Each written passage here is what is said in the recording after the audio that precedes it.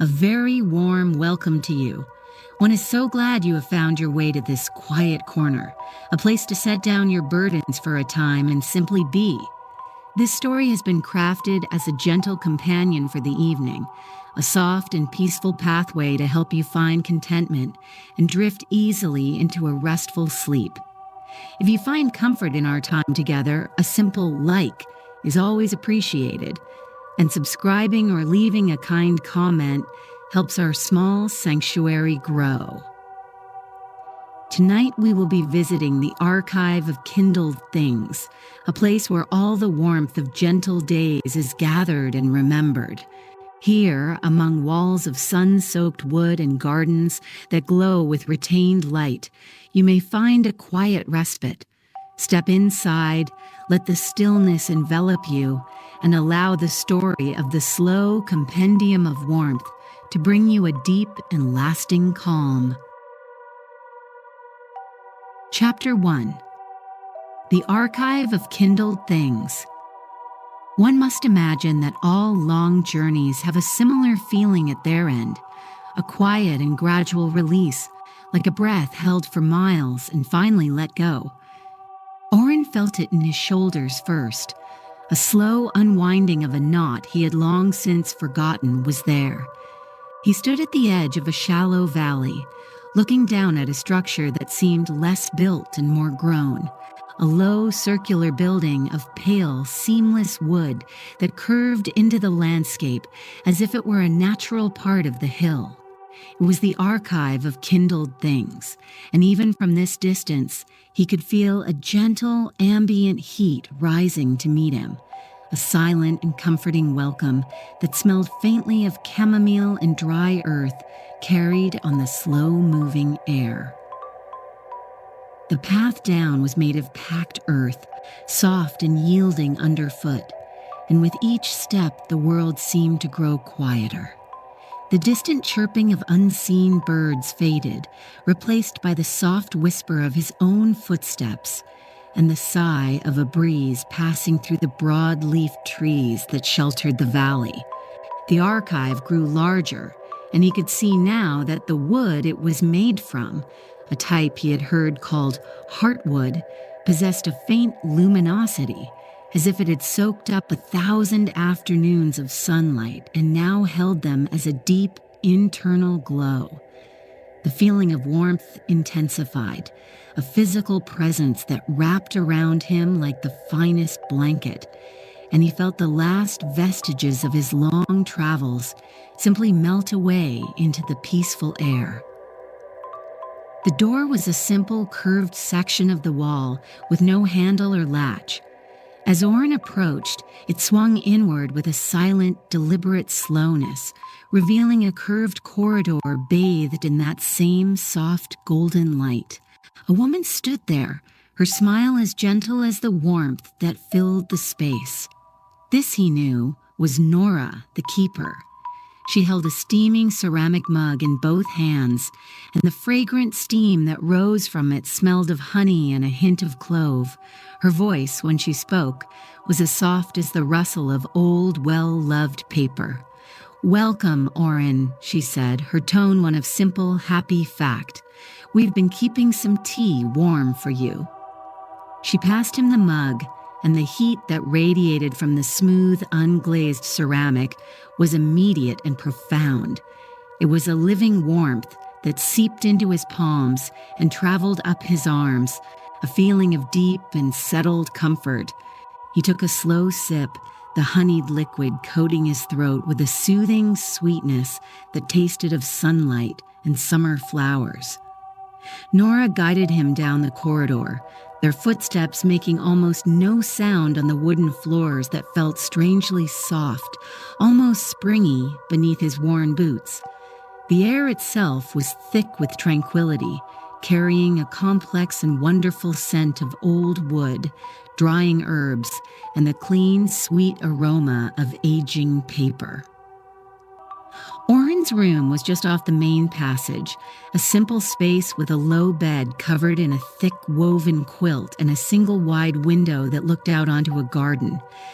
There were no decorations on the pale wooden walls, for the walls themselves were the decoration. The grain of the heartwood swirled in slow, hypnotic patterns, each one holding a slightly different shade of that gentle, internal light. He ran a hand along the surface, and it felt impossibly smooth and deeply warm, humming with a quiet, peaceful energy that seemed to resonate with the deepest part of him. A feeling of profound safety washed over him, a sense that he had finally arrived at the place his quiet heart had been searching for all along. He set the now empty mug on a small table beside the bed, the soft clink of ceramic on wood, the only sharp sound he had heard since arriving. The bed looked impossibly inviting, the quilt a landscape of soft hills and valleys in a pattern of muted greens and creams. He sat on its edge, feeling the gentle give of the mattress, a feather-soft landing. Nora had left him at the door with another kind smile, saying only, "Rest. The archive will be here when you wake." He had no doubt that it would. It felt as if it had been here forever, patiently waiting. The gentle weight of his eyelids was a welcome sensation. Through the window, the late afternoon light was turning a deeper shade of gold, and it cast long, soft shadows across the garden outside. A small brown bird with a cheerful disposition landed for a moment on the windowsill, tilted its head as if in greeting, and then flew off with a flick of its wings. Orrin felt his breathing deepen, slowing to match the unhurried rhythm of this place. The warmth of the walls, the scent of chamomile in the air, the memory of the sweet tea on his tongue, all combined into a powerful lullaby. He lay back on the soft quilt, pulling a corner of it over his shoulder. The fabric was heavy and light at once, a comforting pressure that felt like a gentle hand resting on him, assuring him that all was well. The world outside the archive, with all its hurry and noise, felt 1,000 miles away, a half-forgotten story from another life. Here there was only the slow pulse of warmth, the soft golden light, and a silence so deep and complete that he could almost hear the steady, quiet beating of his own contented heart. And as his consciousness began to drift, like a leaf on a slow-moving current, he felt that he had come home. Chapter 2. The Language of Touch. When Orrin awoke, it was to the same gentle golden light he had fallen asleep to, though it now seemed to emanate from the very air of the room. A profound sense of rest filled his limbs, a feeling of being completely and utterly restored, as if he had slept for 100 years in perfect peace. The quiet of the archive was a tangible presence, a soft blanket over the world. He rose slowly, feeling the smooth, warm wood of the floor under his bare feet, and found Nora in the building's circular central chamber, tending to a collection of what looked like very old, unbound books stacked on low shelves. She looked up and smiled, a gesture that held all the warmth of the building itself. "Good morning," she murmured, her voice a soft counterpoint to the deep silence. "The compendium is quiet today." Nora gestured to the room around them, to the walls, the shelves, the very structure of the building. "This is the compendium," she explained softly. "It is not a story told in words, but a history felt in warmth." She led him to a long, low countertop that ran along one of the curved walls. The wood was darker here, worn to a soft sheen by what must have been centuries of use, and its surface was a map of gentle indentations and smooth hollows. "This was one of the first pieces of the archive," Nora said, her voice filled with a quiet reverence. "Place your hand upon it. Feel what it has to say." Orrin did as she suggested, laying his palm flat against the wood. At first he felt only the surprising heat, a deep and steady warmth that seemed to rise from the very core of the timber. He closed his eyes, letting his other senses fall away, focusing only on the feeling beneath his hand. Then something else began to surface. It was a current, a slow and gentle pulse of feeling. He could sense the faint, lingering warmth of 1,000 sunbeams that had fallen through a window long ago, and beneath that, the ghost of a touch from a hand that had rested here, perhaps kneading dough, its movements slow and practiced. The sensations were fleeting, like half-remembered dreams, echoes of simple, peaceful moments. "It remembers," Nora said, her soft voice seeming to come from inside his own mind. "The wood holds the warmth of every kind touch, every moment of quiet contentment that has happened near it. That is its language." Oren moved his hand slowly across the surface, feeling the subtle shifts in temperature and texture. One spot was warmer than the rest, and as he rested his hand there, he felt a clear impression of shared laughter, a bright, happy warmth that bloomed in his chest. Another area felt cooler, though still held a deep, resonant heat, and it gave him a sense of profound, meditative quiet, like someone sitting in thought for a long, peaceful afternoon. He spent what felt like hours simply exploring the room through touch. He ran his fingers over the spines of the blank cloth-bound books on the shelves. Their covers were soft and slightly yielding, and each one held a unique warmth. Some felt as if they had been left to bake in the sun, holding a bright, cheerful heat, while others possessed a more gentle, subtle warmth, like that of a sleeping creature curled in a sunbeam. The pages within were thick and creamy, and as he fanned them, they released a faint scent of dried flowers and sunlight, each one a potential vessel for a new, warm memory. Even the objects that should have been cool held their own kind of heat. A simple ceramic water jug sitting in a dim corner was smooth against his skin, yet it radiated a gentle energy, a memory of the cool, fresh water it had held and the appreciative hands that had poured from it. He picked up a small woven basket from a low table. The fibers were dry and smooth, and within its texture he could feel the patient, rhythmic movements of the person who had woven it, a quiet and satisfying warmth that spoke of focus and simple creation. Everything, it seemed, had a story to tell, a silent history of gentle use and quiet appreciation. He came to understand that the compendium was not just a collection of objects, but a living network of memory. The warmth flowed from one thing to another, the countertop sharing its history with the books with the very walls. The entire archive was a single, breathing entity of preserved peace. He found a thick blanket folded neatly on a low bench. As he unfolded it, the scent of lavender and chamomile rose from its folds. He wrapped it around his shoulders, and the gentle weight was immediately grounding. The fabric, a blend of wool and something softer, held the most complex warmth yet. It was the warmth of countless quiet evenings, of being wrapped securely against a cool night, of peaceful sleep and gentle dreams.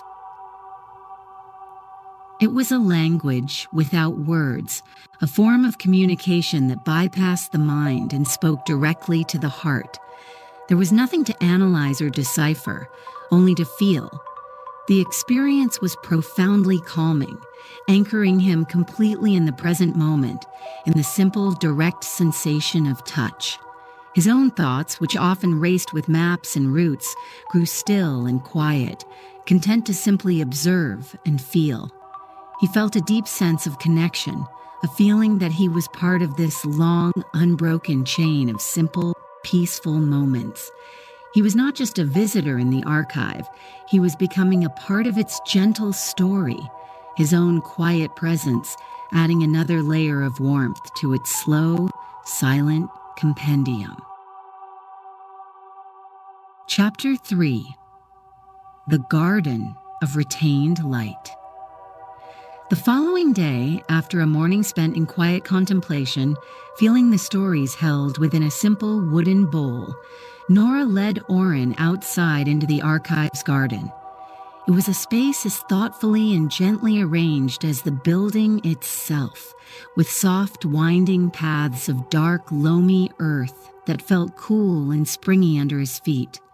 The garden was nestled in the natural amphitheater of the valley, sheltered from any harsh winds, and the air was alive with the low, contented hum of bees drifting between blossoms of muted blue and pale cream.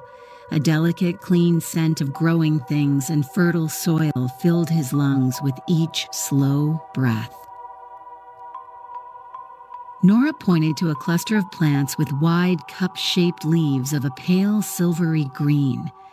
"These are the sunkeepers," she explained, her voice barely rising above the gentle hum of the insects. "They are very important to the archive. They drink the sunlight all day, and when twilight comes, they share what they have saved." Oren reached out and touched one of the leaves. It was thick and smooth, almost waxy to the touch, and felt wonderfully cool despite the afternoon sun warming his shoulders. There was a curious latent energy within it, a quiet humming potential that he could just barely perceive. They spent the afternoon in the garden, and Oren discovered it was a compendium of its own, one of scents and textures. He knelt by a patch of low-growing herbs, crushing a leaf between his fingers to release a bright, clean scent of lemon and mint. He walked beneath a small tree with bark as smooth and pale as polished bone, its leaves forming a dappled canopy that cast dancing patterns of soft light on the path. He followed the slow, deliberate journey of a snail across a broad leaf, marveling at the simple, unhurried perfection of its existence. Nora showed him how to gently deadhead flowers whose petals felt as soft as worn silk, their faint, powdery scent clinging to his fingertips. As the sun began its slow descent, dipping behind the western rim of the valley, a remarkable transformation began. The quality of the light shifted, the bright gold of the afternoon softening into hues of apricot and rose. It was in this gentle, fading light that the garden started to awaken in a new way. A soft internal glow began to emanate from the sunkeeper plants, a faint luminescence that grew steadily stronger as the shadows lengthened. It was a warm, golden light, the very essence of the day's sun, now being slowly and generously released back into the world. The air grew thick with the sweet, heady perfume of night-blooming jasmine that began to unfurl its small white blossoms. Oren and Nora sat together on a simple bench carved from a single massive piece of heartwood. The wood was deeply warm beneath him, holding the accumulated heat of not just that day, but what felt like 100 summers. The warmth seeped into him, a deep and comforting feeling that loosened every muscle and quieted his mind. All around them, the garden was now filled with a soft, magical light. The sunkeepers pulsed with a slow, gentle rhythm, their golden glow casting a tranquil, dreamlike ambiance over the entire valley. The light was alive, dancing on the leaves of other plants and making the dewdrops on blades of grass shimmer like tiny fallen stars. The sounds of the day gave way to the soft chorus of the night. The humming of bees was replaced by the gentle chirring of crickets, a steady, peaceful rhythm that felt like the heartbeat of the twilight. The faint musical trickle of a hidden spring, which Oren hadn't noticed during the day, now became clear in the deepening quiet. He listened to the low, resonant hum that seemed to come from the glowing flora themselves, a sound so deep and soft it was felt more in the chest than heard with the ears. It was a symphony of profound peace, played on the instruments of the living, breathing garden. He felt a sense of awe, a gentle wonder at the simple, profound magic of this place. The garden was giving back the day's warmth, offering its light to the night without asking for anything in return. It was a perfect cycle of quiet generosity. Oren looked at Nora, her serene face illuminated by the soft golden light, and saw a reflection of the garden's own deep contentment. She smiled a small, knowing expression. "They do this every night," she said softly. "They remind us that even when the day is over, its warmth is never truly lost. It is simply held for a time, waiting to be shared." Oren closed his eyes, breathing in the fragrant air, feeling the warmth of the bench beneath him, and listening to the gentle sounds of the glowing garden. He felt completely enveloped by peace, held safely within the valley's gentle embrace. There were no thoughts of tomorrow, no memories of yesterday, only the perfect, tranquil stillness of the moment. The light of the sun keepers seemed to seep into his very being, filling him with a quiet golden radiance that he knew he would carry with him long after he left this place. The garden had shared its saved light, and in doing so, had kindled a new light within him. Chapter 4. The Sound of Fading Embers. The evenings in the archive held a special kind of quiet, a stillness that was deeper and more resonant than the peace of the day. After their time in the softly glowing garden, Nora led Oren back to the central chamber. In the center of the room was a wide circular hearth, its base lined with smooth, pale clay. Instead of wood or coals, the hearth was filled with a collection of softly glowing spheres, each about the size of a large apple. They were the hearth thrummers, crafted from a special clay mixed with dried chamomile and lavender, and they pulsed with a gentle, radiant warmth that filled the entire chamber with a comforting, floral-scented heat.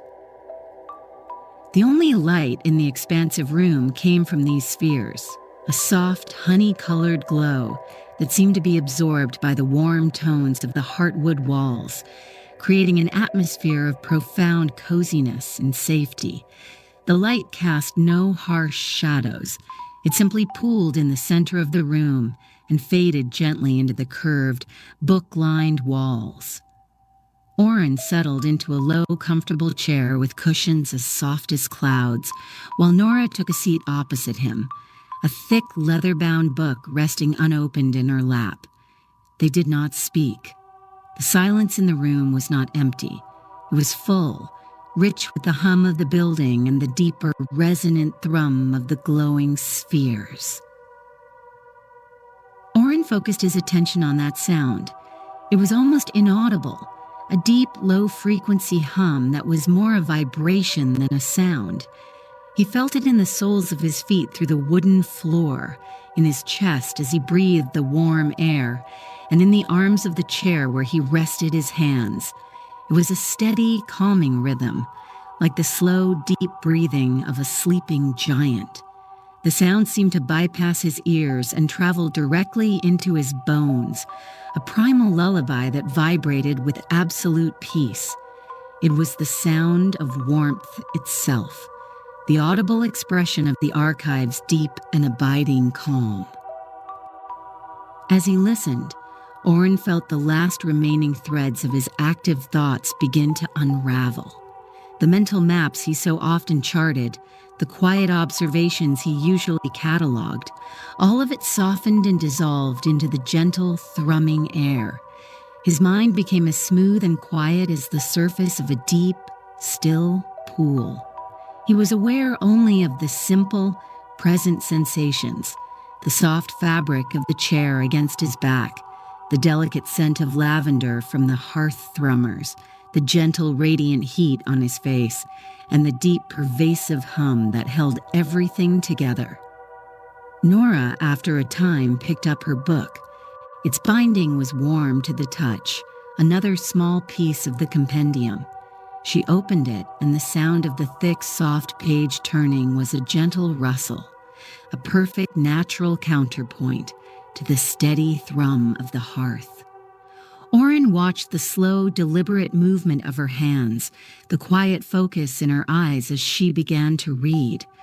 Her contentment was a palpable thing, an added layer of warmth in the already comfortable room.